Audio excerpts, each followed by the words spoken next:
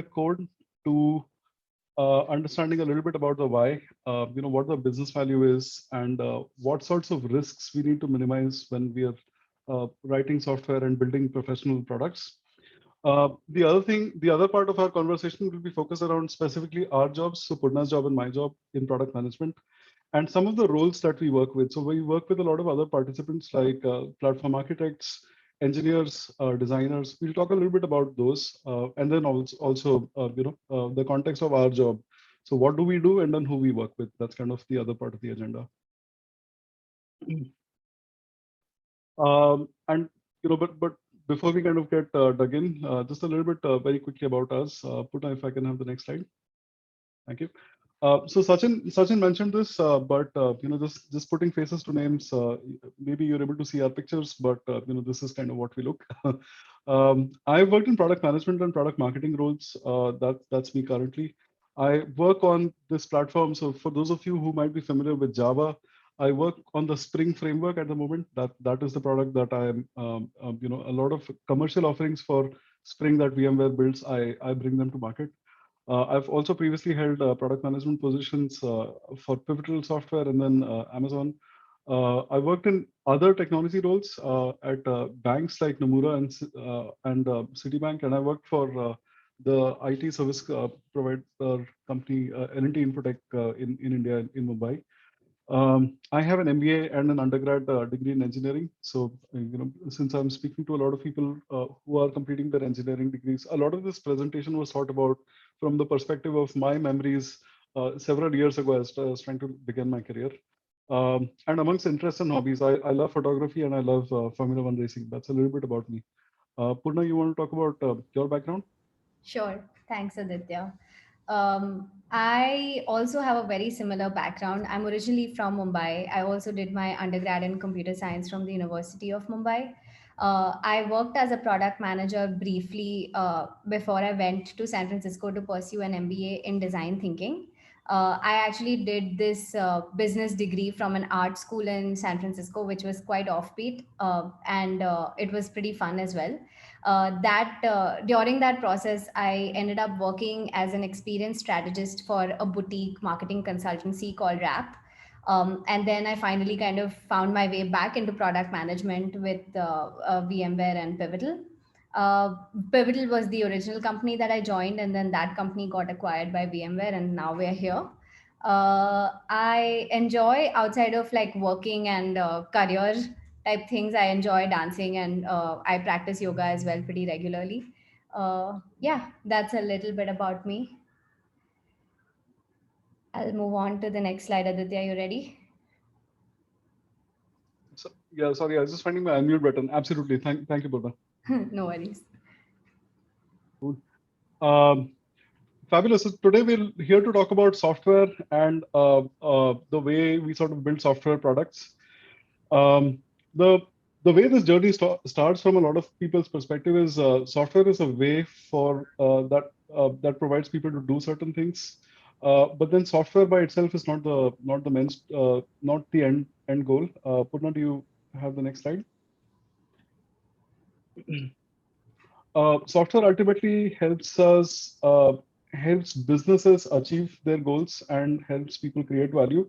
So often software is the tool that people use to achieve other things, right? It helps businesses achieve their goals and create value for users.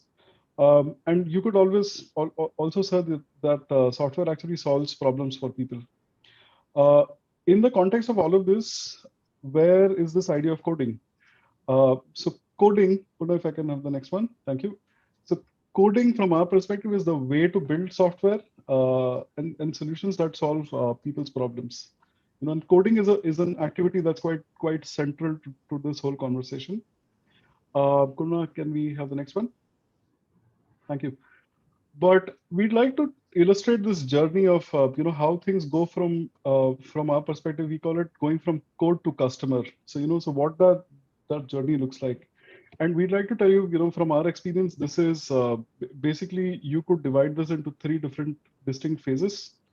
So right on top of the screen, you've got this whole notion of what we call a buyer journey, where somebody has a problem and then they go to the market to search for a solution. They go through a selection process, and then they ultimately make a decision to buy a piece of software.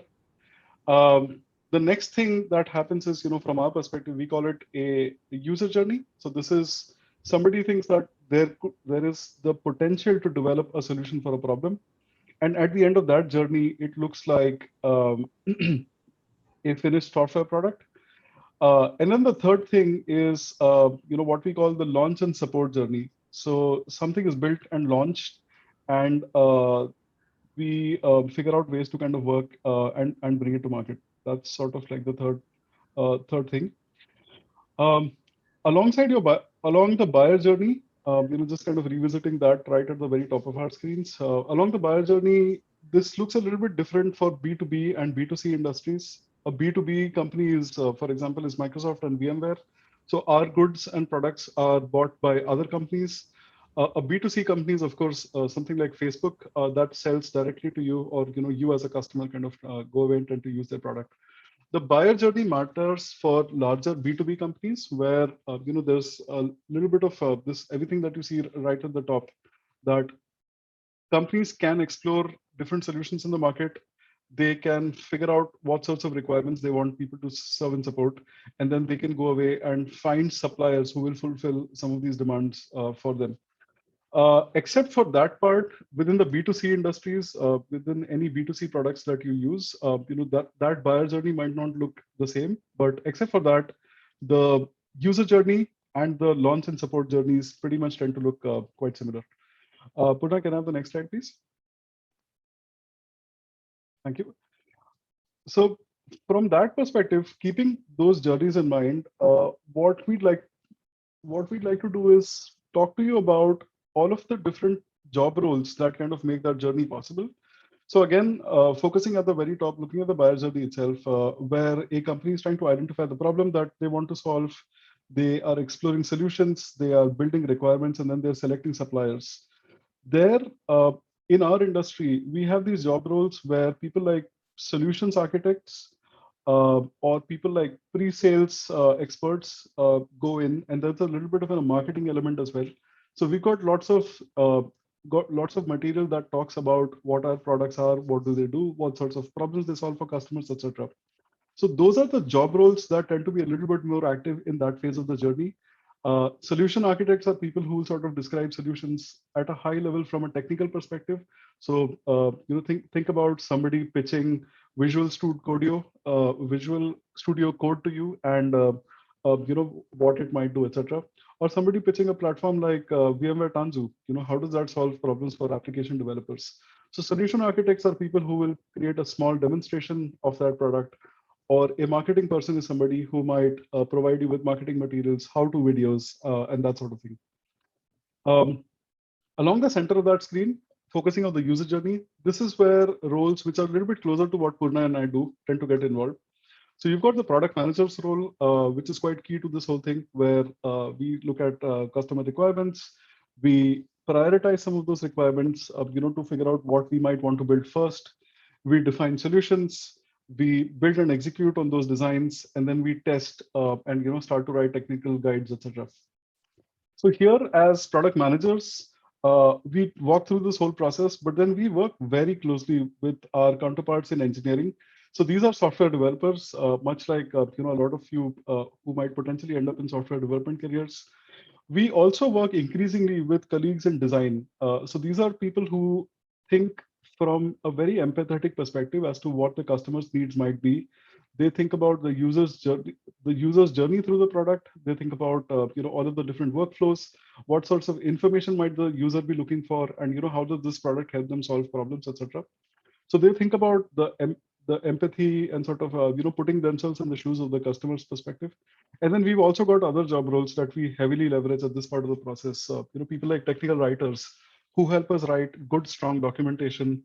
Because ultimately we're building technical products, and these folks are responsible for some of our documentation pages, our help pages, so that users are able to wayfind their way through the product, and we're giving people something that's usable out of the box. Towards the last part of this page, you've got the so-called launch and support journey that I spoke about.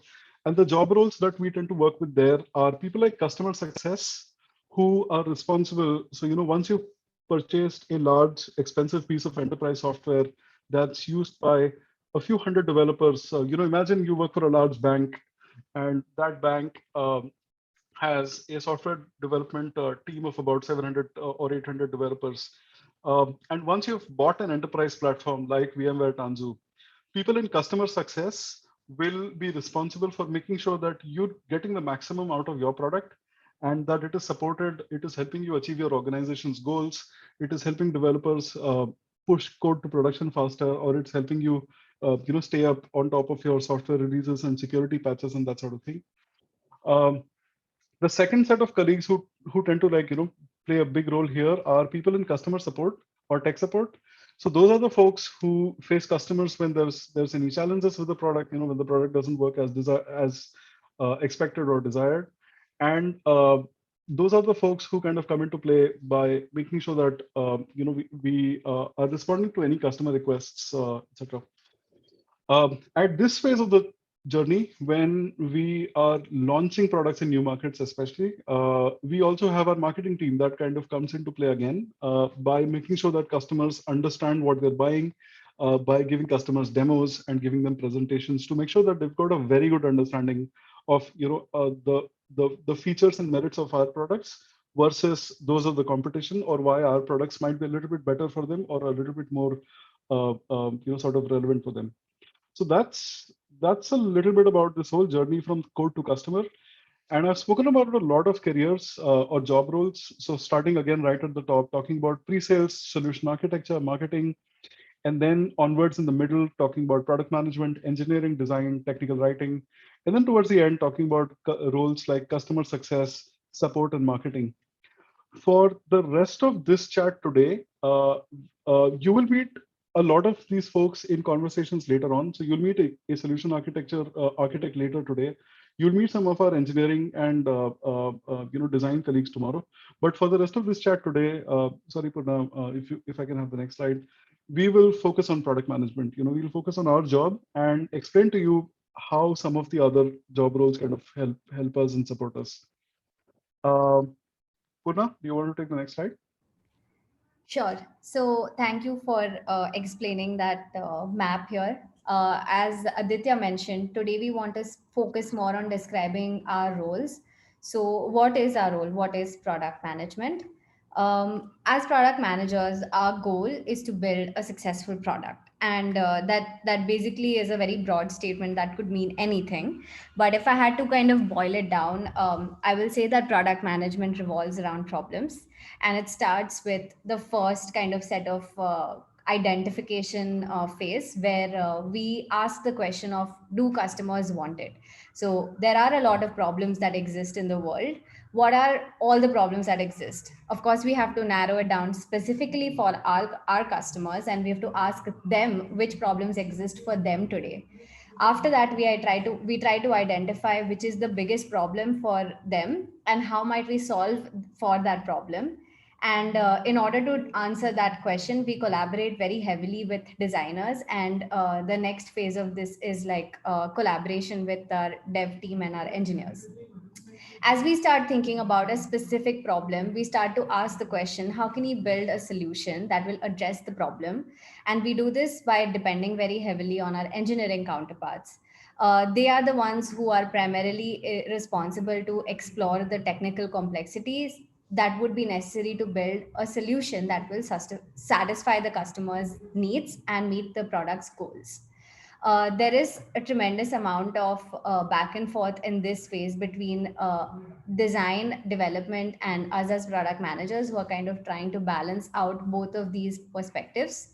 At the time of thinking about problems that we want to solve, we often make a lot of assumptions about the customers and the context that they're in. And when we make these assumptions, development team takes those assumptions and tries to build a solution that would work basis those assumptions. And the design team at the same time is trying to go out and talk to customers to help validate the assumptions that we have made.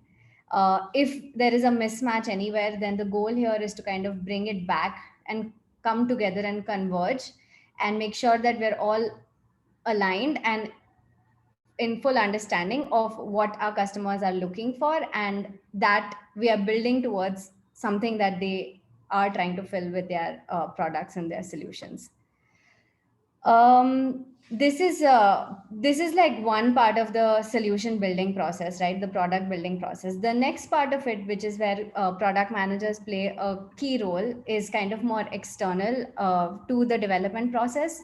It is making sure and taking into consideration that the solution that is being proposed and the solution that customers desire is actually viable, in that it helps meet the business goals of our customers.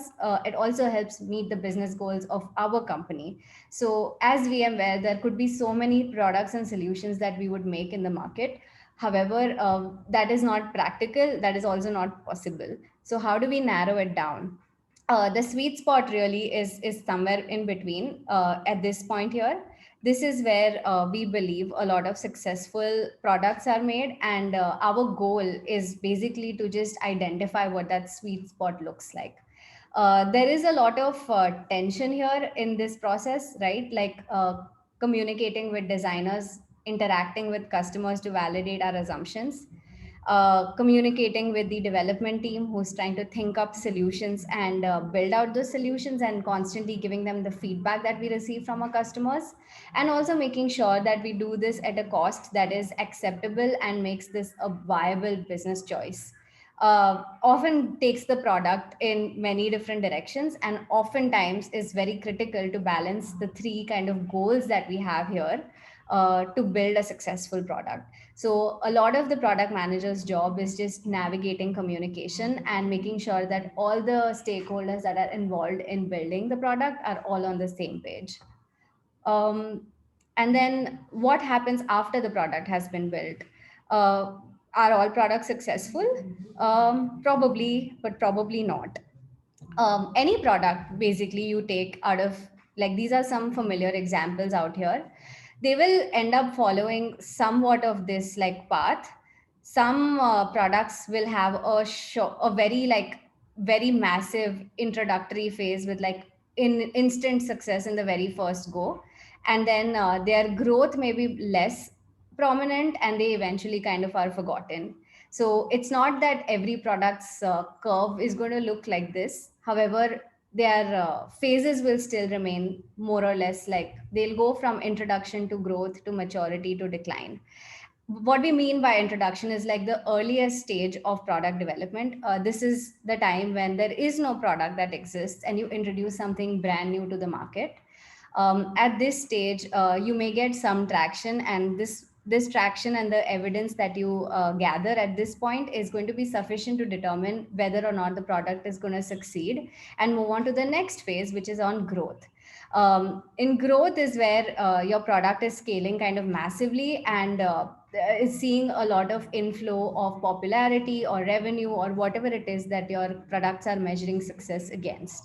And then finally, a product moves towards the phase of maturity, which is when almost everyone you know is using that product. And you kind of don't have to ask them anymore whether or not they know about this product. So when you know of a product that has reached that stage, you can call it a mature product.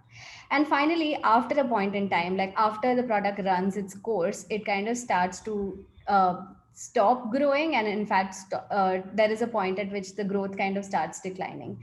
And I don't know for sure if Facebook is there, but I think from my perspective and what I see, it seems like other Facebook products like Instagram and WhatsApp are very much in the maturity phase. However, I cannot say the same about Facebook. So this is the general kind of uh, fate of almost any product that you launch into the market.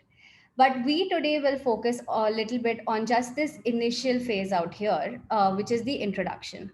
Now, this might look really familiar to you. This is nothing but a classic software development life cycle. You go from designing to development to testing, launching, and releasing and supporting a product.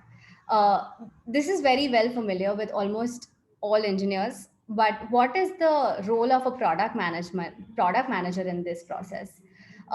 Let's start at the beginning, right? Before you introduce a product to the market, there is no product.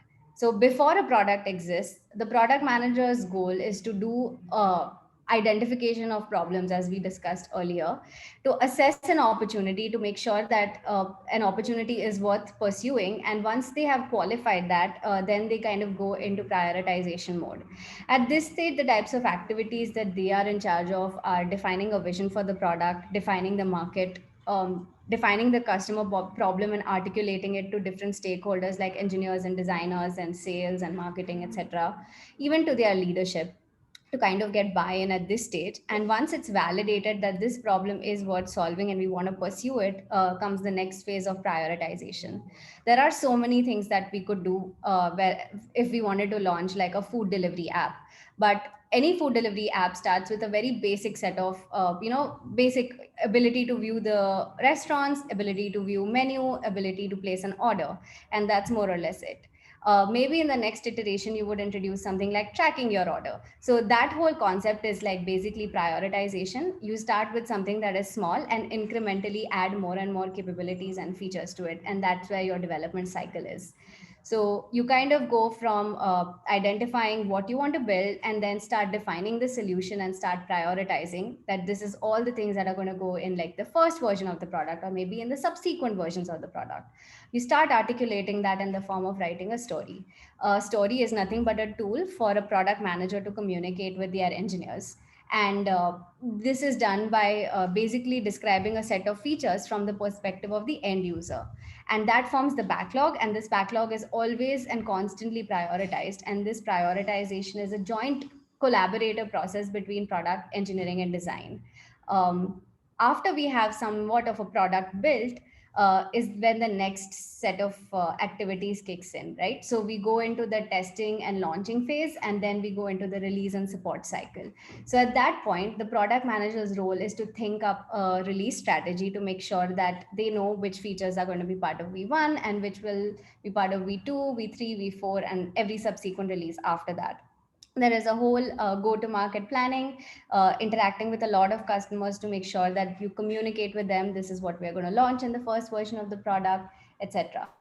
And there's often another set of activity which is like cannot emphasize enough how important this is, but there is the product use measurement set of activities, which basically entails making sure that all the different assumptions that we had made about our customers, that we took into consideration at the time of building the product, and now we have built this product, how is it being used, how are customers liking it, are customers using the product the way we envisioned it, are there any other things that they expect that this product would provide but doesn't already provide. All that information kind of feeds back into the development cycle and gives us even more opportunity to how where we can take this product and what direction should we pursue. This kind of forms an inherent feedback loop, and we keep going back and forth in this cycle. So while this looks like a very linear process, it's actually not at all linear, and there is a lot of like little loops of feedback between every stage and also from like the final stage to the initial stage. Of course, once the product has been launched, we cannot say that a product doesn't exist, but there is often a lot of improvement that takes place even after the product has launched. So this kind of mostly talks about the sets of activities that we expect from product managers during the development life cycle.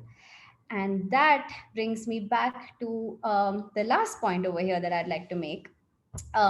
Throughout this process, right, no matter where you are in this journey, no matter whether this is like the very first iteration or the 100th iteration, a product manager starts to build subject matter expertise. A product manager is the one communicating with many different stakeholders and kind of has to be the know all about the product. Is also constantly communicating with sales, marketing, and customers to make sure that they know what is being built. And then that involves making sure that all the information is facilitated, coordinated, and shared across the team for effective collaboration. And sometimes, as we go into more release and go to market and support side of the house, a lot of cross or collaboration as well, because a lot of this stuff is kind of typically handed over to other teams which do maintenance of the product on a more ongoing basis. And that leaves me with the next slide, which I'll hand off back to Aditya. Awesome. Thank you so much. Thanks for that, Purna. Um, Cool. So having seen that last slide where we spoke about all of the activities that a product manager should do. We spoke about these activities on the left hand side around opportunity assessment, development, testing, launching, releasing, and then we also spoke about these cross-cutting activities that product managers must perform. So building subject matter expertise, communicating with their teams, facilitating conversations, collaborating across teams, etc. So after all of that, there's a couple of other aspects to a product manager's job that we thought we would talk about. Uh, that first other aspect is, what are the values that make for a effective product manager? What are the habits you should get into, and what are the qualities you should exhibit that tell you a little bit about that make you an effective product manager. So in our experience, I think the first value is this whole notion of having strong opinions, but holding on to those opinions quite loosely. And what that means is, think about. I'm hoping everybody's familiar with some of the products that Amazon's built. For example, the Kindle ebook device is an interesting one. What Amazon wanted to do with the Kindle was that they were they had a lot of vendors who were selling books on their platform, and Amazon wanted a way for people to consume more books. Amazon just wanted customers to buy more and more books from the Amazon store. Um, that was the overall intention. And one of the ways in which they thought they could sell more books was to start to feature books a little bit better on their homepage. Send out email campaigns to people and talk about all their book contents. Improve the algorithms that they had for targeting. For example, if you're a science fiction fan, making sure that you hear about the next sort of science fiction book that is available, etc. Right. So that was one thought. Um, Somebody came along and said, "Hey, why don't we invent an ebook device that makes it easy for people to consume books from Amazon?" And that ebook device will have only one marketplace. If that ebook device succeeds, then we can feature the Amazon marketplace on that device, and then people buy more books from us. So that led to this whole notion that Amazon could think about building an e-reader, and then they started discovering other aspects that e-reader could have. So, for example, it would need to have a really strong battery life. It could run for weeks on a single charge. It would be waterproof. It would be always on. All those sorts of things, right? So that's an essential product management trait.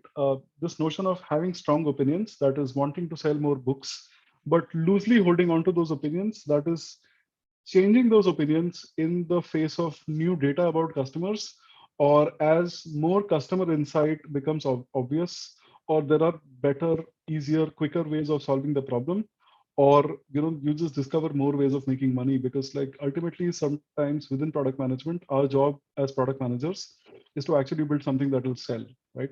So that we feel like that is an essential trait.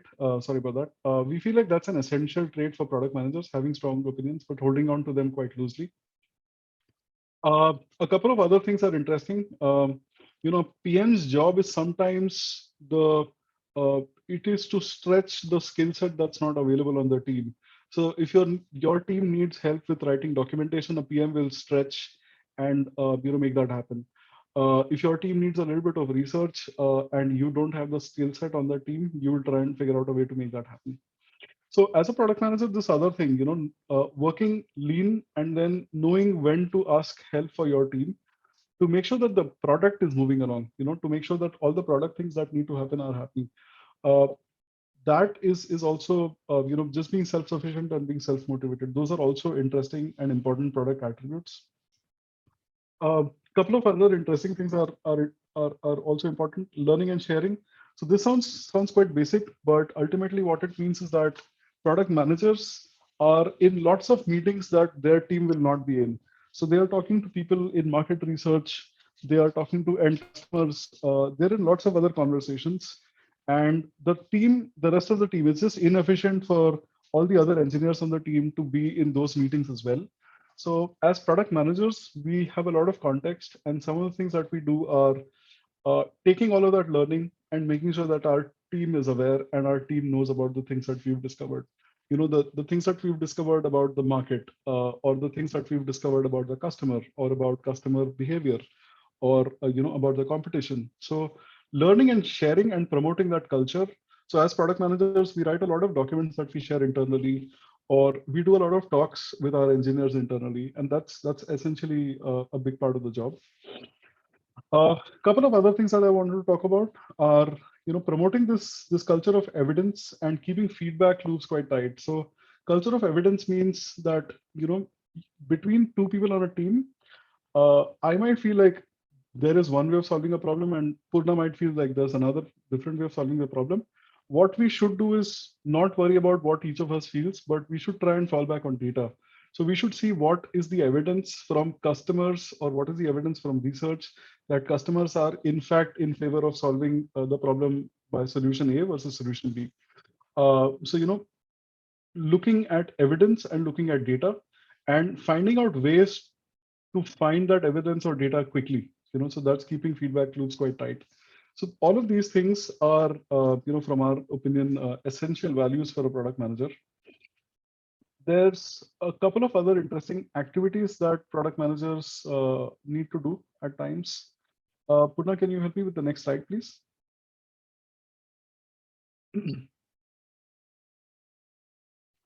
So these are some of the core skills. If you think about some of the values that we've spoken about, and some of those product lifecycle activities that Purna shared, what then is our core skills that product managers should develop, right? So building the so-called product vision and North Star, like, what will we launch, how will we launch it, when will we launch it, etc.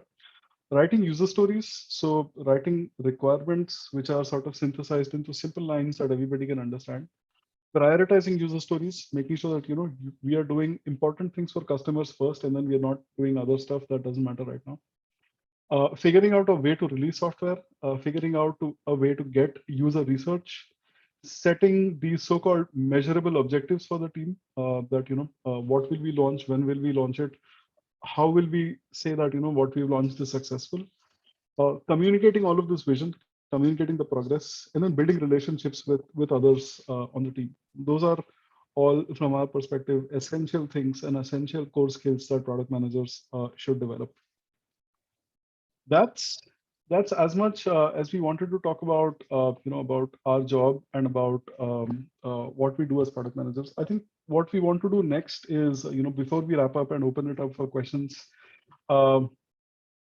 we'd like to talk a little bit about just how both of us arrived at this point where, we are in our current jobs. So, for example, if I talk about my own journey, I finished my engineering and undergrad studies in 2007. And for a couple of years, right out of my engineering degree, I went to this company called L&T Infotech, and I worked for my client, which was Citibank, and I was a software engineer. I did software engineering for a few years, but what I realized in doing that job was that I loved thinking about problems from the user's perspective. So I was very keen, to understand how users use my software, and not so keen to like figure out how that software was built. So I actually, for my next role, I went to this other bank, which is called Nomura. This is in Mumbai. And I worked in tech support there. So I worked in customer support, and I listened to customers and their problems, and, what were things that were actually broken about the product that we were shipping, and, what we could change and improve, etc. In 2012, my career shifted a little bit, because then I moved into this position where I had been, building technology systems for a while. And I then was in a position to start to dictate certain requirements. How would we build the next version of the product that we were building on? So I took this role of a business analyst and a project manager, where I was then responsible for defining requirements for the next piece of our software, etc. I did this for about for the next 3 or 4 years, and sometime in 2015 is when I kind of felt that I'd been in the technical side of things for a long time. I'd written software, and I'd sort of, moved over into building software. But then I needed a little bit more of a broader business skill set. So I took some time away to go get my master's degree. This was in 2015. Since then, I've worked for a UX UI design agency because I've lacked that experience. I'd worked in backend systems for a long time, so I discovered what user experience people do, what designers do, and it's been eye opening. You know, it's been a great experience. Um, since that experience, I then actually moved on to get a couple of formal product management roles. So I started to work at Amazon in 2017, and I worked on their retail business, and I did a couple of built a couple of products there. And then a couple of years ago, I moved to Pivotal and then to VMware, where I started working on technology products again.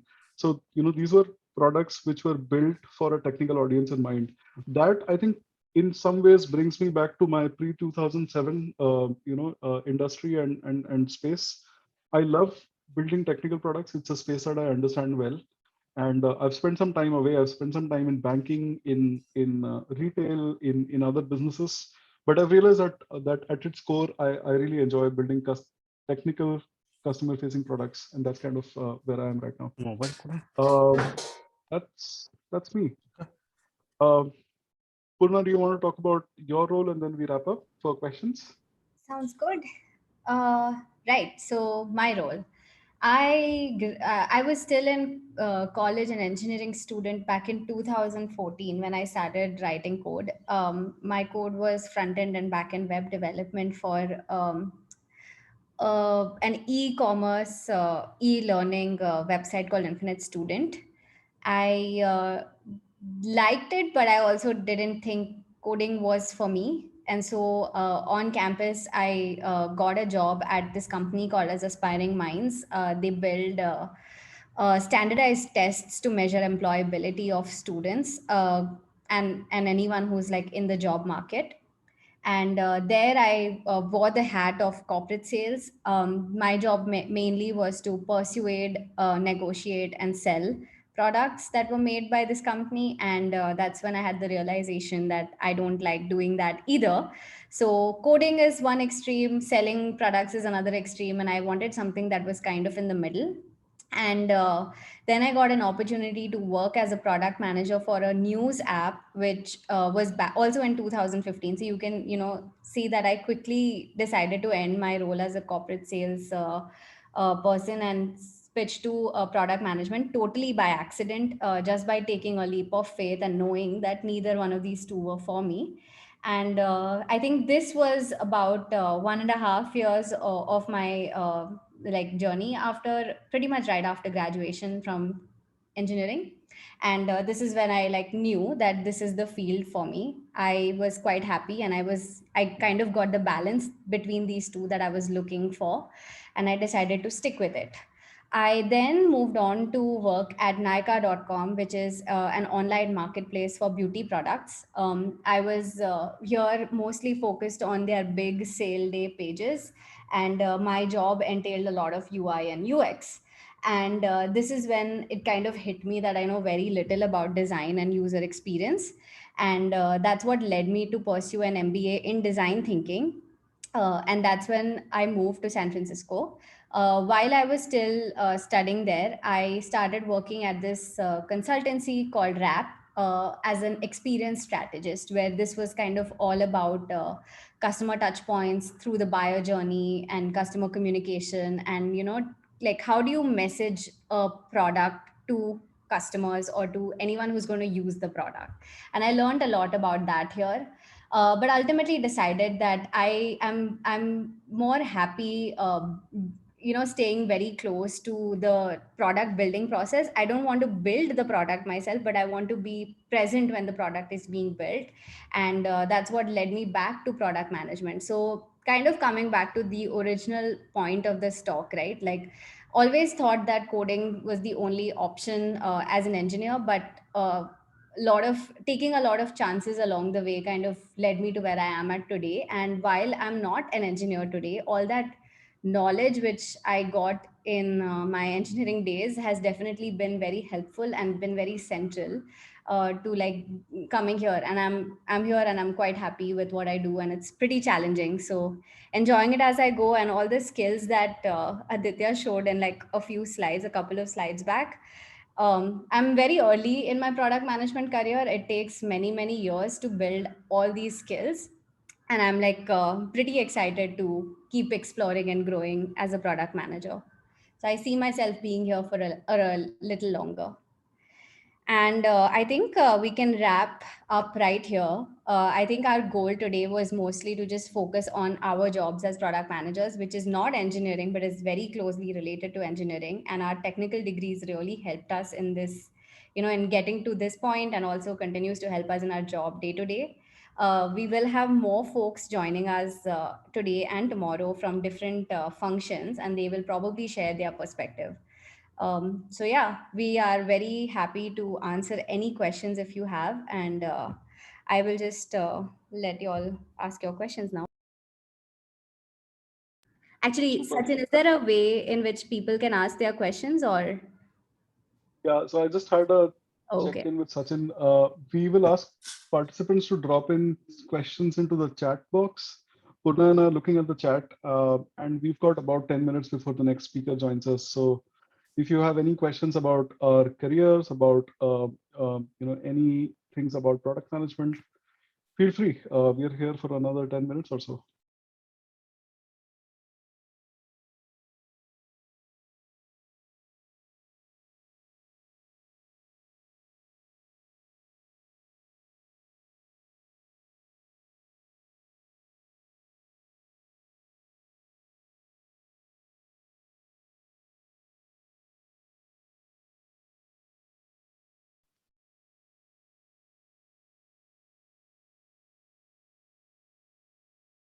So we have a question. I'm not sure whether it is relevant for you or Aditya or Purnam. So where is Spring Boot stands in today's market? I mean, as you have seen Spring Boot Yeah, and its evolution. sure. I can talk a little bit about that. So Spring Boot is it it has it has a pretty strong position in the market right now. Um, the relationship that VMware, just for kind of your context, the relationship that VMware has with Spring is that Spring is open source, so nobody really owns Spring. But we, as VMware, we've been custodians of this project. Or Pivotal previously was the custodian for the project. We have a number of developers who are open source contributors on this. Um, from a comparative standpoint, Spring's competitors are, so I know that Red Hat has their own offering that they've launched, and Oracle obviously is also a large competitor. But the market for Java applications is huge, and we are continuing to innovate on top of Spring Boot. So Spring Boot is the free framework that you get, but then VMware builds a lot of custom work that sits on top of Spring Boot. So yeah, we feel very confident and we feel very good about competing in this market. That's kind of our perspective. Um, there was another question just before this one, from coding to UX UI, and then to an API platform. Purna, maybe do you want to talk about that one? Trying to find the question. Oh So, yeah. I see it. I see it. Okay. yeah. From coding to UX UI journey and then API. It's totally different. How can you do this? It is different. You're not wrong. How? Well, I think if we kind of condense it down, the products will always vary. And I think back in early 2000s, or like around 2004 and 5, when many of the products that we use today were not as popular as they are today. So I'm thinking about like Facebook and some of these other apps that we are very heavily using today. At that time, there weren't as many consumer products and mobile products and whatnot. Today there is a plethora of so many products in so many domains and so many industries. I personally believe that as a product manager, we should kind of always have the ability to perform the same set of activities that we saw in this presentation and apply it to any different domain. And these skills are very transferable. I think it's just about pursuing interest. I really liked coding, but I know it made me like a very bad human being because I was very irritable when I was writing code. And I hated the process of debugging as well. I always thought that I was a visual person and I wanted to pursue UI UX. And I kind of just took that leap of faith and went there. Um, but then when I was doing my MBA in design thinking, I realized that I don't think I like UX UI as much as I thought I did. And that kind of led me to a more technically challenging role as an API and a platform product manager. So I just keep trying different things, and I learn a lot on the job. Like, in fact, everything that I know today about my product, I learned on the job. It takes about 3 to 6 months to ramp up on anything new. So you just kind of have to keep an open mind and trying your hands at different things, and eventually you figure it out. At least that's what has worked for me. I hope that answers your question. Aditya, do you want to add anything to that? Because you have worked on a pretty diverse set of products. No, I'll just say a plus one on trying to look at products that you like and trying to figure out the why behind you behind some of those things. Like for example, if you like a technical product like Spring, why do you like it? Or if you like I don't know, like the Amazon or the Flipkart mobile app, or like an Ola mobile app, like what do you like about it and why? Trying to think about the why uh, in all of these situations is helpful, because that kind of just tells you what you might need to focus on next. So yeah, I'll just plus one to everything that Purna said. Uh, there is another question that I see. So I'm in my third year of computer science engineering. This is from Dheeraj. What in-demand skills can I focus on in order to get a job in product-based companies? Uh, this is a bit of a broad one, so I'll maybe pick this one next. This is tricky because some of the exact skills tend to change from year to year, what recruiters are looking for. But what doesn't change is, broadly how you should approach your job search process and building up these skills. Uh, Again, like, whatever skills you decide to pick up, so data analysis is great. Artificial intelligence, machine learning are great. Uh, Coding actually is great. Like, picking up on a thing like Python, etc., is great. Whatever it is that you're doing, figure out, pick up something that you really truly like, and you feel that you can stick to it for at least a period of time, and make sure that you try and develop a little bit of expertise in it. Be very clear about the why behind you're doing something. Like for example, with Python, can you not just do the introduction to Python program, but can you become somebody who's able to write a decent piece of software in Python that does meaningful things and solves a problem? So my advice there is that don't look at specific skills. Look at, pick up a skill that you can do really good with, and try to bring yourself up to a high standard within that skill. um, there's a couple of other questions. There's something about career opportunities on VMware if you excel in this bootcamp. Unfortunately, I don't know the answer to that. We are not part of that process, so that might be better for you to talk to the organizers, or speak to Sachin. Uh, we are not part of that process, so I just don't know. Um, See, I'll skip a I'd few. like to Sorry. add that to Aditya. See, for sure, we don't have any specific set path, especially for you to get into VMware at this moment. What I believe is through the skills which you guys learn as part of this build-a-thon, right, in the modern application development, it will definitely help you in landing in a good job for sure. Because modern app development is something which is being asked by companies at this moment. The skills for sure will help you. So trust the process. Definitely, you'll be there.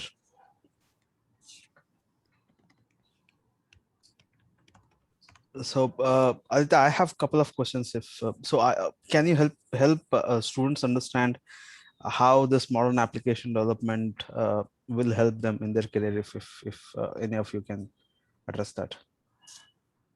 Sure. Yeah, I can talk about that first, and then I can also see if Purna has opinions on that. Uh, Modern applications have a lot of business scope, which is why you'll see that companies like VMware are spending a lot of time, energy, resource, in hiring people and training people to develop modern applications. The difference between a traditional or an older application and modern applications are essentially things that, modern apps tend to work in cloud use cases. They are written with new software development methods and practices in mind.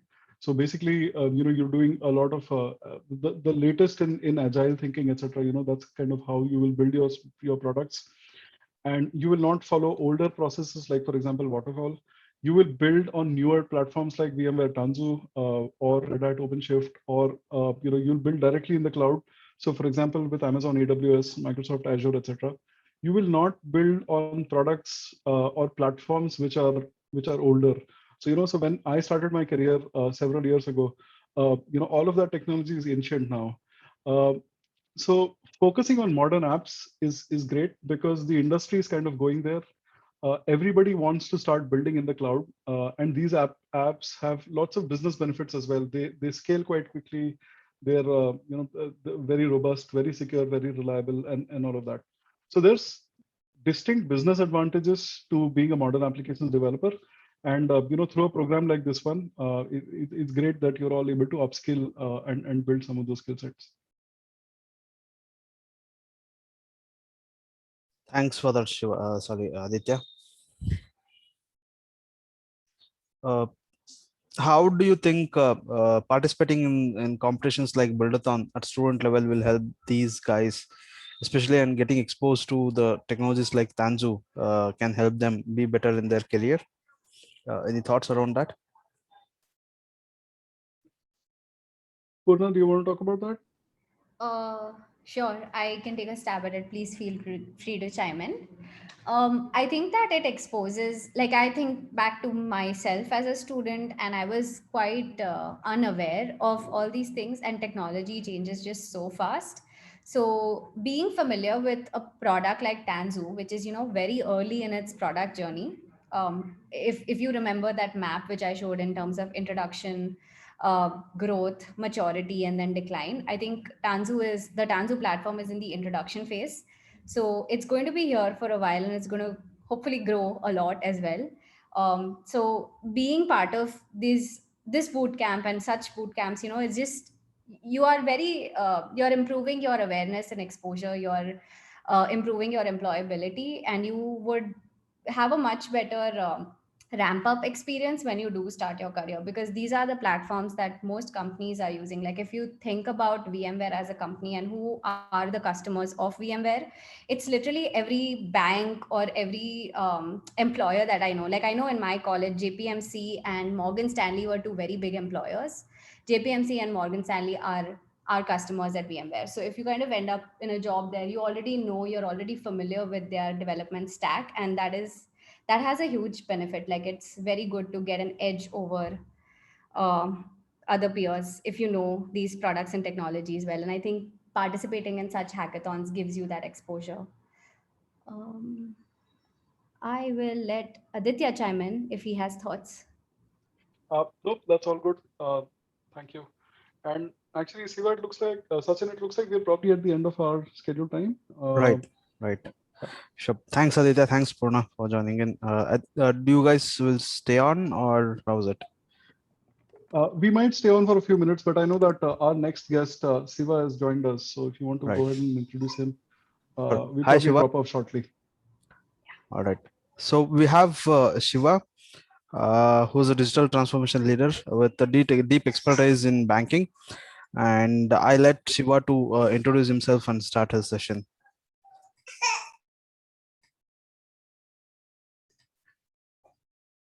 Thanks, Sachin. Thanks to the VMware IT Academy, Aditya and Purna, for having me over for this session. Really excited to be talking to some bright, young, intellectually curious students about some of the options ahead of you in your interesting career ahead, right? So I've been asked to speak about application transformation or application modernization. These are interchangeable terms.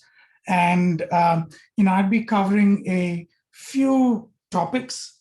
Essentially, why do we architect and modernize applications? What the broad process is that VMware Tanzu Labs helps our large enterprise customers adopt around the world. And throughout the talk, I try and weave in elements that are interest to you all as you embark on an exciting career ahead in a few weeks and months. Does that sound like a plan to you all? I would take silence as assent and keep trundling on. Feel free to continue pinging us with questions using the Q&A feature of Zoom. And of course, I'll ensure that I'll leave some time behind for an interactive session, just like Aditya and Poorna did in the earlier session, right? So without further ado, what is happening in the market today that forces us to modernize? Because modernization involves effort, right? As human beings, if there is the least path of resistance available, we would leave things as is. So why transform applications, and why do we have to architect in order to modernize our applications? So in order to understand this, we should understand some typical technology executive challenges that, especially as consultants in VMware, we help our enterprises solve over, multiple countries and cities, multiple domains and industries and different technology stacks. There are some common themes that emerge. What are those themes? In the left corner, in green, you can see that it is all about delivering new features that either increase the top line or revenue or reduce the expense and thereby increasing profitability. Right? I will be talking about this in detail in a couple of slides later, but essentially, speed is of the essence. And just as they say in, legal novels and books where they say justice delayed is justice denied, similarly, architecture delayed is application denied, and application delayed is profitability denied, right? Because most enterprises heavily depend on technology applications. In the middle column, as we all know, some pretty embarrassingly public incidents that large companies have faced with respect to security breaches, sensitive data being leaked. And that is foremost among every technology executive's concerns. So that is another reason why applications are modernized. And finally, let's not forget dollars and cents. Cost sensitivity is a real and practical matter, and applications run on fairly expensive data centers. And over a period of time, they tend to bloat. And once in a while, revisiting the spread of infrastructure that applications run on to optimize it is a best practice. So these are the typical challenges that technology executives face on a day-to-day basis in large enterprises. And they look for help to solve these problems, especially with consulting outfits that, for instance, I have the pleasure of leading. So what are some specific customer situations? And if you were to, just give me 1 second for you. Sorry about the beeping.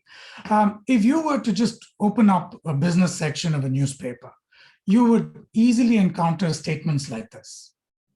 We're moving X percentage of our application portfolio to the cloud this year, right? Bold statement of intent from someone really senior in the organization. This is typically your chief information officer or your chief technology officer, someone in the C-suite of a large enterprise making such a bold statement. It looks fairly innocent, but let's double click and figure out what it means. I'm going to double click 2 aspects. One, applications, what they mean. We all think we know what an application is, but let's just double click on that. And later, we'll double click on cloud as well, right? Now, like all cool kids, I would love to work on the latest, greatest technology, right? We call it the shiny object. Could be artificial intelligence, machine learning, blockchain, robotics, process automation, Internet of Things, what have you. There's always something new coming up, the next exciting thing on the horizon. And as technologists, it's perfectly rational and logical to try and work on these shiny objects, right? But it's equally tempting to overdo it. And that's when it becomes SOS, or shiny object syndrome, or resume-driven development in some instances. What do I mean by that? Okay, great. We've developed a nice, shiny new piece of application. Sometimes it works great by itself. In many instances, this new engine we've developed needs the right type of fuel for it to run. And where does that fuel come from? Oh, it comes from that big spider web of applications that the enterprise has been developing over many decades, if not years, right? Even fairly modern e-commerce enterprises do struggle with this sort of legacy. As you can see in the spider web here, you've got all the way from grandfather applications such as mainframes to fairly modern things like microservices, right? So the spectrum is wide, the technology variety is wide, all within one enterprise. Why? Because what made sense 30 years ago did not make sense 20 years ago, and so on and so forth. So there are different, what we call architectural layers, right? It's almost like you're digging through a history site and you find all these layers. There's a mainframe layer with VAX, VMS, Kix, COBOL. And then there was a client server layer, right? With everything from, Power Builder to FoxPro, and then the more recent Java, .NET, and even more recent Golang and Python coming in. So enterprises have their core business logic, and more importantly, data being driven by these legacy applications. So these shiny new applications rely on these core applications for a variety of services and data. And typically they're strung together by very thin pipes that typically fall on the enterprise service bus, right? The load increases, and the new app that we also lovingly develop doesn't perform to our expectation. So what do you have to do? Well, you got to clean up the years of technology debt that's been created and modernize this spider web of applications that you see on the bottom left of the slide, right? I'll give you an example that is fairly non-technology oriented, but it's a real world problem. I used to work for a large financial institution, global institution, that ran its mission critical applications east of London all the way to Japan on a particular mainframe application. It was started to being built about 30 years ago. And over 30 years, it bloated into this over 40 million lines of COBOL code in that application. And forget about the usual challenges of regression testing where, if you were to change one small feature or add one small feature, you have to test thousands of features because they're all interrelated. Setting that challenge aside, we literally started facing grandparent issues. What do I mean by that? Of the original subject matter experts who created the huge monolithic set of programs, only 2 were left employed in that financial institution. Both were in their 70s. They were done chasing career growth and money. They wanted to spend time with their grandkids. So they were on the cusp of retirement. Suddenly, you face key person risk, where subject matter expertise walks out the door when people walk out the door, because it's virtually impossible to document 40 million lines of code in intelligent manuals, right? As much as you try. There's a school of thought, I'm sure some of my colleagues will talk about it, that SharePoint is where knowledge goes to die, right? So there is a strong views on documentation and its effectiveness in the long run. So anyways, this is a set of reasons why we need to modernize, especially in enterprises that are looking to aggressively grow. So we have this complexity on one hand, which is a set of old apps that need to be modernized in order to let the new apps sing and perform well. On the other hand, we have the cloud, right? The cloud people think is one thing, right? Now, some of us, or most of us, know that it's more than one thing.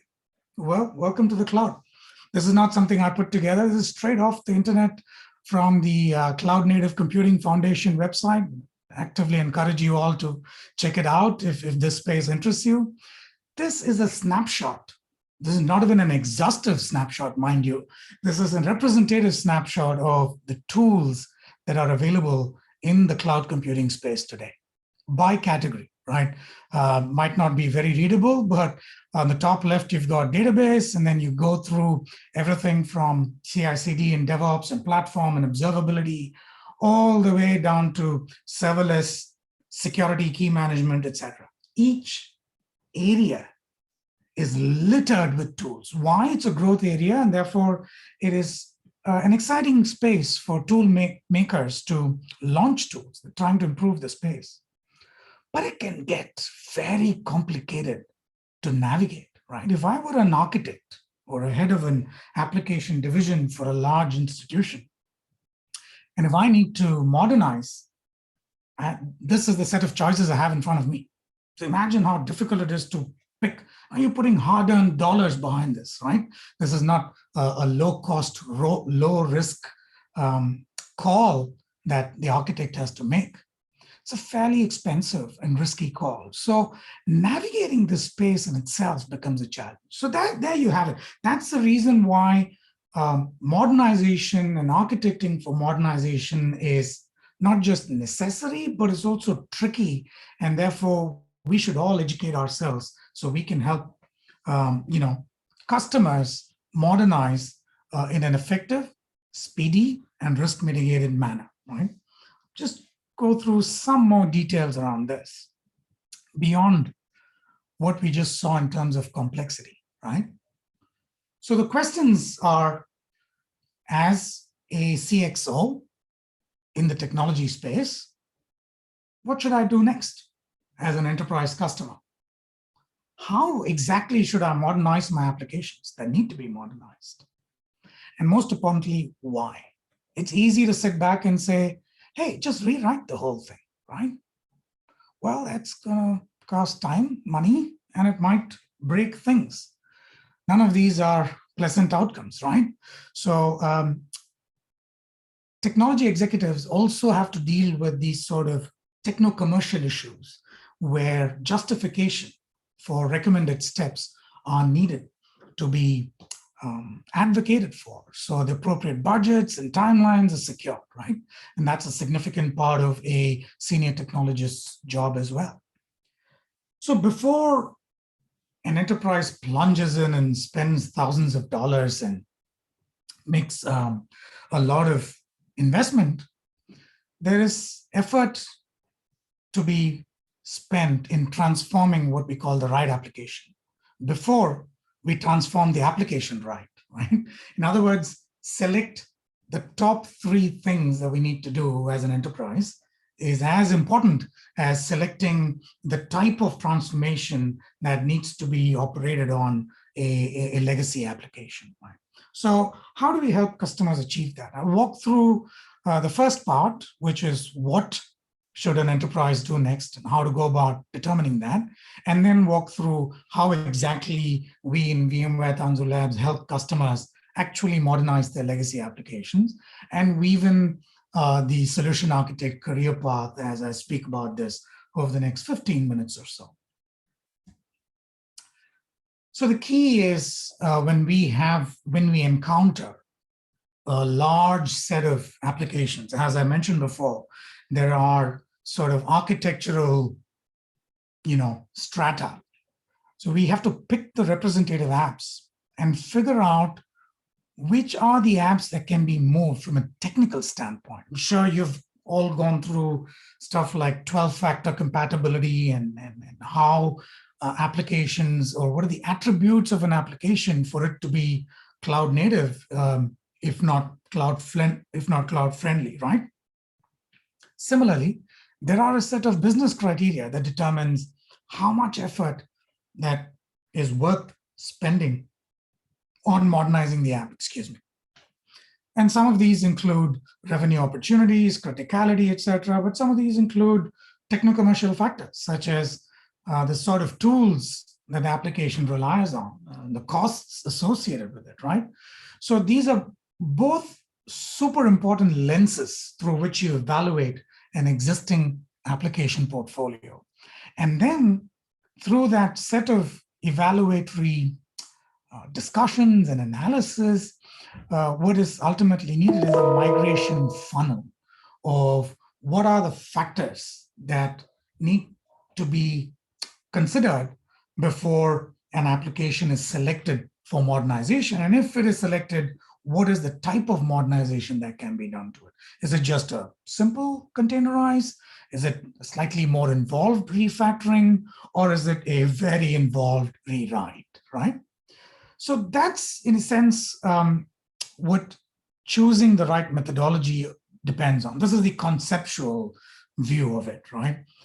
But what does it come out with as an output? Now, this is a fairly sanitized output of a real world example that we've got. It's a large telco client in Europe.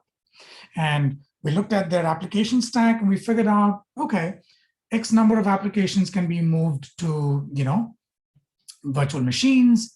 Y can be moved into different versions of the Tanzu platform, and in total, we're looking at over 10,000 workloads, right? So that's the sort of scale that some of these large enterprises operate at. And this is in terms, on the left, is in terms of the destination, where we need to move the application to. What about the methodology? What do we need to do the application before we're able to move it? Well, those recommendations also will come out of that exercise in terms of which are the ones that can be rehosted, which are the ones that need to be, refactored, minor, major, and which are the ones that need to be modernized, in other words, re-architected, right?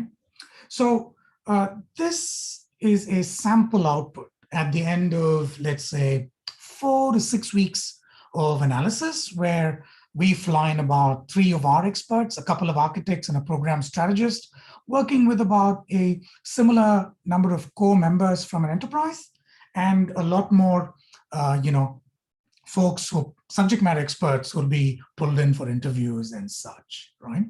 So this is what we do to advise customers on what are the top few things they need to do immediately in order to advance their cloud journey. But let's say one of the things is to modernize a large app. How do we go about that? That is through what we call deconstruction of monoliths. And we have a proprietary offering called Swift methodology that came out of a company. On the left, bottom left, you see Pivotal, which was acquired by VMware, where it was spun out of VMware and gone back in, rather. And that methodology, you should look it up if you're interested. It's Swift, like Maruti Swift, right? Swift methodology. And it depends on a few steps that we take in consultation with our customers. The first of it is OKRs. Now, Aditya and Purna walked you through this, so I'm not going to flog this topic, but essentially, Andy Grove of Intel started this 40 years ago, where we have both qualitative and quantitative goals clearly laid out across all participants of this sort of a strategy architecture engagement. Once we do that, and this is super cool and super interesting, it's one of the newer techniques that has emerged. It's called event storming. It was invented by this architect called Alberto Brandolini. He runs a company called Event Scopata. So you can just Google event storming, and he's got websites and blogs. Fantastic guy. If you get a chance to do a workshop with him, consider yourself lucky. So this is a process or a tool that, or rather, it's a process that we use to tap the expertise of our customers, the enterprise users and architects and business analysts and testers and production support people of a large monolithic application, where we look at the application top down from the process, as opposed to bottom up through the millions of lines of code that may have been written over a period of time. So after event storming, we do sometimes select thin slices. I'm not sure if you've been exposed to techniques of modernization, such as the strangler pattern that Martin Fowler named out of ThoughtWorks. But essentially, it's become a de facto architectural pattern to modernize large applications. So if such an opportunity presents itself, instead of trying to boil the ocean and analyze a huge application as a monolith, we'll sometimes select a thin slice of functionality and then research it further. And upon that further analysis of process, we do something called Boris, which is the secret sauce that VMware has come up with, which is a very intuitive and lightweight way to come up with a notional architecture. In a sense, and I'll show you a bigger diagram later, don't squint too hard, it's difficult to read. The blue boxes you see there are the potential microservices that could be built when we break this big old monolith up. And the green boxes are the services that are external to the domain of analysis that these blue microservices need to interact with, right? So I'll just go into it, show you a snapshot of it later. Talking of snapshots, each of these microservices need to be fleshed out in a little bit of detail. And that's what we do here. What are the APIs that are needed? Here it says stories for the yellow stickies, but in reality, it's at an epic level, right? Very high level stories. What are the data considerations? What are the external systems? What are some of the risks associated with it? Because we don't know everything we need to know. And we're very humble as we approach this. And that is part of our lean, agile, extreme programming way of approaching things. My colleagues tomorrow will be walking you through that. So, and even user interfaces, right? So every microservice is blown up into its components at the lightest level of detail possible, because we don't want to sit in a windowless room and do this thing for 6 months, right? That's the traditional approach. By the time you're done with architecture, the specs have changed. So we don't want to face that risk. So this entire step 1 to step 5 is typically done anywhere between 3 to 5 weeks, depending on how complex it is, right? And then we plunge into code.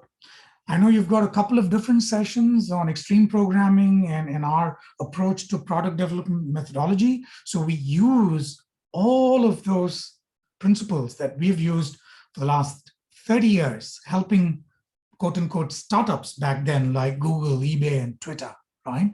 And we bring all that, the essence of those experiences into coding along with our customers. And most importantly, we leave behind cloud modernization architectural patterns that our customers can use well after my team members have left the customer premises, right? Because this allows them, there's no point just, fishing for somebody. You're teaching them how to fish. You're leaving behind the tackle, if you will, right? And that is this set of cloud modernization patterns. Over a period of about 5 years, we've done hundreds of engagements. We have over 1,200 patterns that we've recorded and that we use so that we don't reinvent the wheel. We're able to hit the ground running at a customer site, right? So over the next 5 minutes or so, let me walk through some of these steps in detail, some of these steps that are unique to monolith decomposition architecture, and also talk about what are the requisites of bright young person who's embarking on a career like you. So starts with a detailed analysis. On top is ES, stands for event storming. In this instance, for the client, we were doing an order process, right?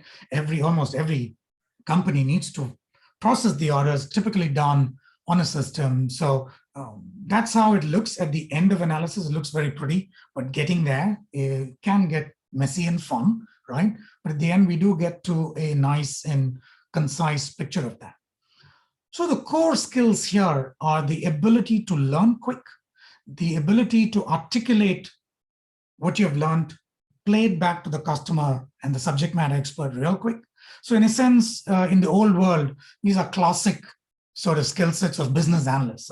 Personally, I started my technology career as a business analyst when I went from banking to banking software, gosh, many years ago. So this is something that I'm particularly passionate about, the event storming, the process analysis part of it. Then later comes Boris, where we talk about inter-service interactions. There, it gets super helpful if you've actually put your hands on the keyboard and coded, any language, doesn't matter if it's Fortran, Pascal, .NET, Java, Golang, Python, whatever, right? The concept of programming, the concept of software design comes through with a lot of experience. And that's what typically solution architects who do this step are adept at. And finally, of course, snappy, definitely if you're writing sort of lightweight specs for programmers, you better be able to think in their shoes. So good, solid application programming expertise is super helpful. So I would say that these are the different angles from which a solution architect emerges. The solution architects are not born. They're sort of come through the ringer of battle-hardened application modernization experiences with large enterprises through different angles, right? Could be process analysis, could be coding, could be production support, could be testing, right? But definitely knowledge of the tools out there, the languages, the concepts of programming, if not, detailed syntactical expertise, right, is super useful and necessary for an architect. And that's what we look for when we hire solution architects. Typically 10 to 15 years of experience in either coding or process analysis or some sort of a software delivery lifecycle experience, right?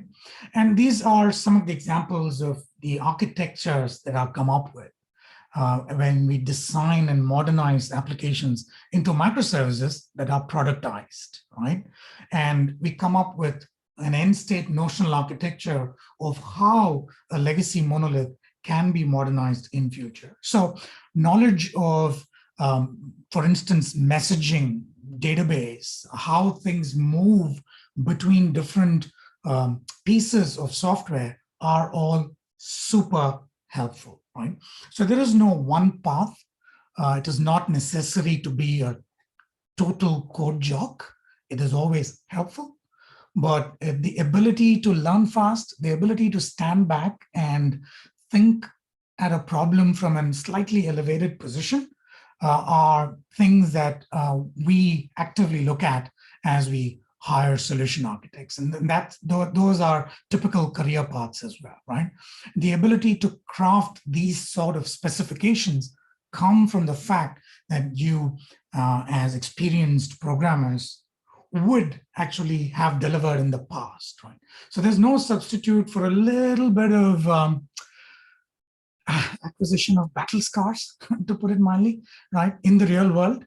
At the same time, key intellectual curiosity, keeping abreast of technology developments is always a huge challenge because you need to be passionate to keep abreast of the rapid explosion of change that we all have to encounter in the space. But that's why we like it.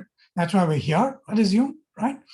So those are things that are super useful in order to become a solution architect. Now, I said 10 to 15 years, right? Don't balk at it.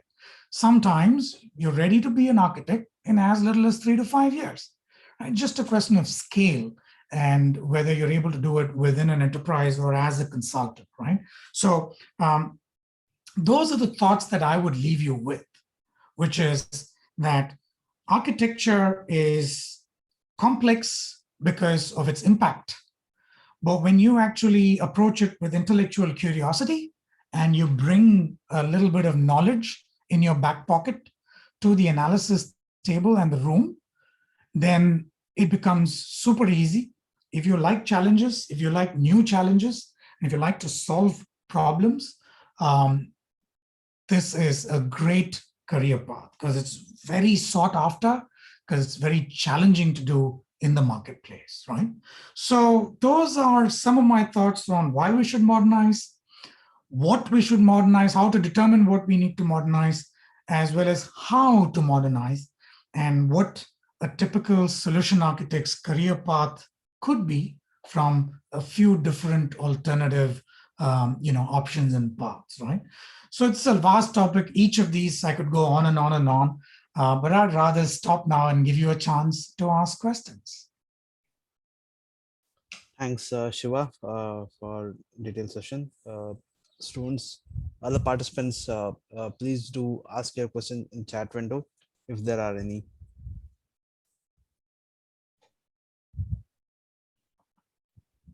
So one of the questions, while we get questions from students, I have a couple of questions for you, Shiva. So we have been talking about modern application development.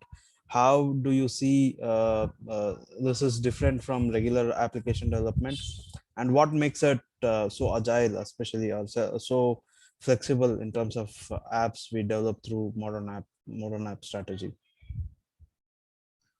Sorry, Sachin, I just lost that piece before us developing using modern app strategy. If you could just repeat that crux of the question again. Right. So I'd like to understand how or yeah, how do you think modern application development will help overall as a product or as an application compared to regular app development through the cloud? Oh, got it. Okay. Well, it's frankly, modernization is something that is not a one and done type of activity. It is ongoing, and therefore it is something that is continuous. It just doesn't stop. So in many enterprises, there is even no big difference between regular app development and modern app development. It is pretty much all development towards modernization. Something or the other is being modernized. But there are certain principles, like you correctly highlighted, that if done correctly, makes the change less expensive and more effective, right?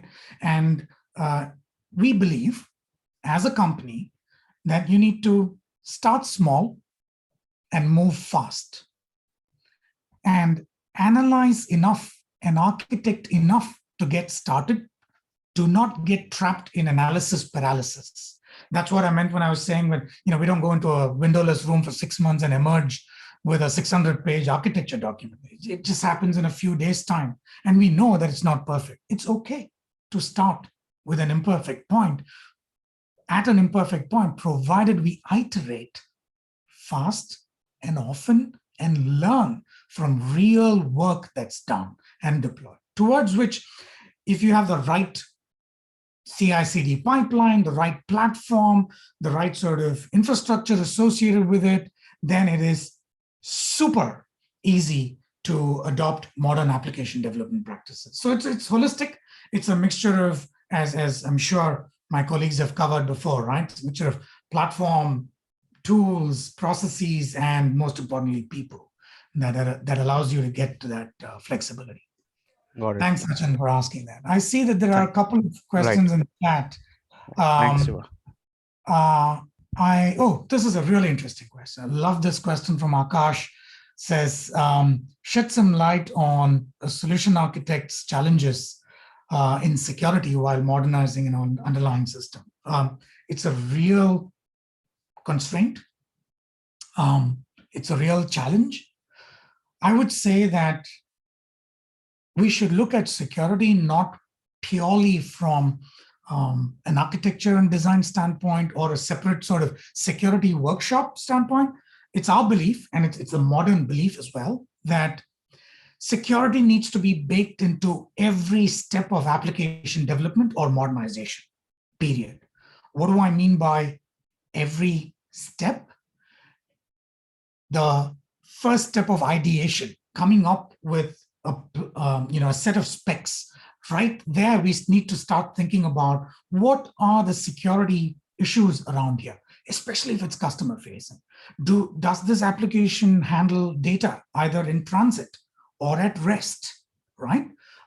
So if we were to peel away a part of mainframe and just modernize it using the strangler pattern, let's say we have an anti-corruption layer or a facade, the layer that's peeled off and being modernized, what are the security features that need to be in there right up front as a must-have feature, starting there. And then, of course, best practices during coding, best practices during testing. Gosh, there are so many code scan tools out there, right? You've got stuff like SonarQube that does passive code scans. Now the new way to do it is active dynamic code scans using stuff like New Relic, right? And at the end of all this, we also have platform security to, think about. There are companies that have pioneered chaos engineering, right? Where you just unplug the computer and see what happens to the user experience. Can your application survive such a catastrophic outage? Has it been elegantly architected? Has it been architected to fail over elegantly and provide as least a disruption as possible to the user, right? So there's so many elements to security and interwoven with compliance and user experience. It's a field in itself, but it's a great question. I would say that it's not an isolated activity that you do. It is an activity that needs to be woven into every step of the software development lifecycle. Thank you for asking that question. For detailed understanding. I also have one more question to you towards coming from towards standpoint. How do you think getting this understanding of or building applications through modern apps process, right, will help these students going forward, or these kind of build-a-thons? How can these modern application development build-a-thons can help them in their career? As a student, they are definitely more towards these skills, should help them to be better at their skills in their future for their career, right? So what are your thoughts around that? I think it is I think students are super fortunate to get a chance to work on this sort of a practical build-a-thon. I'll tell you how important it is from a day-to-day professional as well as from a hiring standpoint. Let's face it, right? I mean, I remember 30 years ago when I was a student, every single activity, especially during my last 2 years at college, was oriented towards how do I land a nice job that'll keep me intellectually, satisfied, right? Some companies, we've helped banks, for instance. I live and work in Singapore nowadays. Development Bank of Singapore is a customer. We've helped them organize hackathons for their hiring process.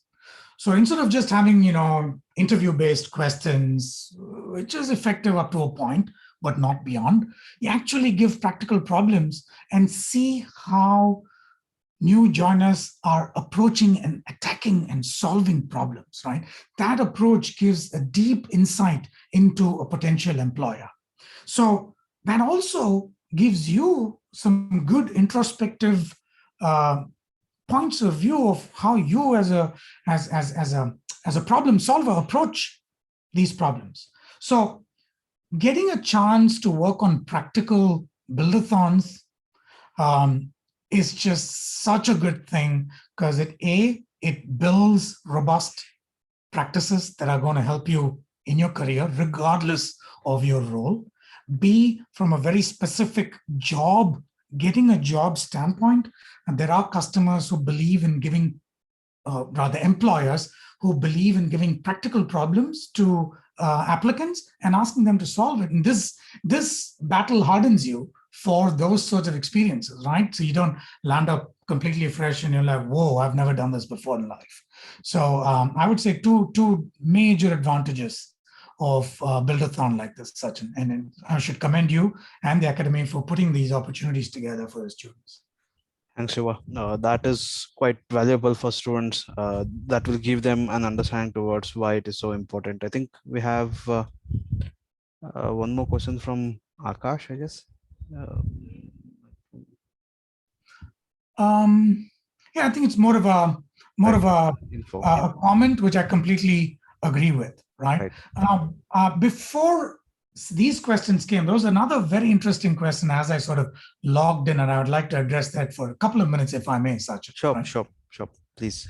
I think there was one student who said, okay, we learn this, and then what happens when we're done? What if the next new thing were to come across? How useful is this thing that we're learning going to be? It's a fantastic question. And there's no simple answer to that. So let me be honest and try and give you some perspective, right? Syntax will come and go. Problem-solving approaches will stay forever. Syntax will come and go. Algorithmic approaches will stay forever, right? So if you focus on how you solve a problem using a particular tool and get sort of married to that tool, for want of a better term, that's an issue. Because if that tool changes, if the flavor of the next few years is something different, then you're left in the lurch, right? There's a case study where, say, Californian firefighters were fighting fires in California, and when the fire rages towards them, it's a very risky profession. They have to run away from the fire because they can't control it with the tools they have. And tragically, some of them, got hurt by the fire, some even fatally. And when an analysis was done, they realized that the ones who escaped were the ones who were able to drop the tools and run. The ones who felt that the tool was an extension of their body and they were unable to separate themselves ended up in problems. Same thing with software tools. Understand it for what it is, use it, but go beyond the tool's features and understand the concepts behind that tool, because that doesn't go out of fashion, and that will hold you, and support you throughout your career. That is not a waste of time at all, right? But in order to gain those concepts, you have to go through, the necessary evil of picking up some of the tool features. So that's pretty much my last input to this group of students. I really, really wish you all the best in your future. I do hope that every dream of yours comes true. Great, Shiva. Thank you so much for your thoughts, and I'm sure this will help them not only in building good application for this Build-A-Thon. Apart from that, it should help them in their career as well. Thanks for taking your time out to deliver your session here for the Build-A-Thon. We appreciate the session. I'm sure that whenever we have updates towards Build-A-Thon, we'll keep you posted. And if there is a possibility, you can come on board and evaluate few of the applications which were built by students in next couple of weeks. Thank you so much, Shiva. Happy to. I'll get my teams or experts to come and help you with that if necessary, Sachin. Definitely. Thanks for inviting me. It was a pleasure. And again, students, all the best. Thank you so much, Shiva. Thanks for everyone for joining in. Appreciate your time. We are done with the session for today. This recording will be available in Smart Interns and SmartBridge YouTube channel.